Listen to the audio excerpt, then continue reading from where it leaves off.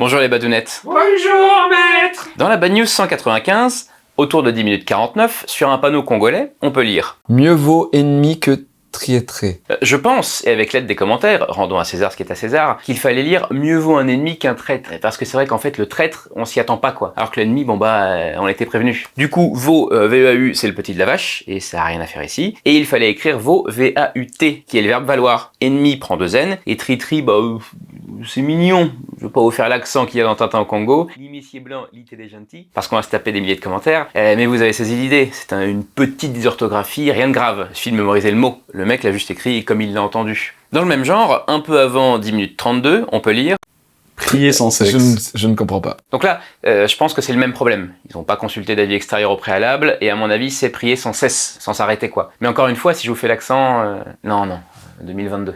Dieu merci, Deo gracias. D'ailleurs, on a encore le droit de faire des blagues sur Dieu ou pas? À 15 minutes 15 maintenant.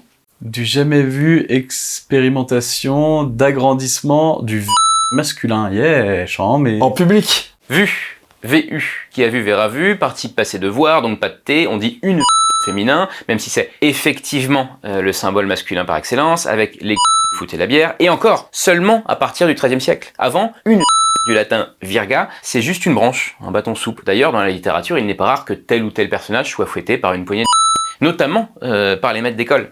Alors n'essayez pas maintenant, hein, pas de d'école du tout. Oulala, et encore moins de contact avec les élèves. Après bon, dans l'intimité, entre personnes majeures et consentantes. Dernier panneau remarquable de cette émission, à 15 minutes 39, on peut lire. je sais pas quoi, hémorroïde. Ah, hypertension hémorroïde. Alors, Hémorroïde, ça prend un H, parce que ça vient du latin, et avant du grec, hémorragie, hémo, le sang, et la deuxième partie que je ne me risquerai pas à prononcer, ça veut dire couler, en gros, le sang qui coule. Je vous fais pas un dessin parce que c'est pas du nez, quoi. Et bien sûr, on met un tréma sur le I pour indiquer que la voyelle qui précède, en l'occurrence le O, se prononce séparément. On dit pas hémorroide. Mais ne jetons pas la pierre, des fautes sur les panneaux, il y en a partout. D'ailleurs, ma préférée, c'est Acceuil, A-C-C-E-U-I-L, au lieu de accueil, A-C-C-U-E-I-L, parce qu'on la voit partout. Ah non, faites-vous relire les gars, il n'y a pas de honte, la langue française vous le revaudra. Au revoir les badounettes. Au revoir, maître.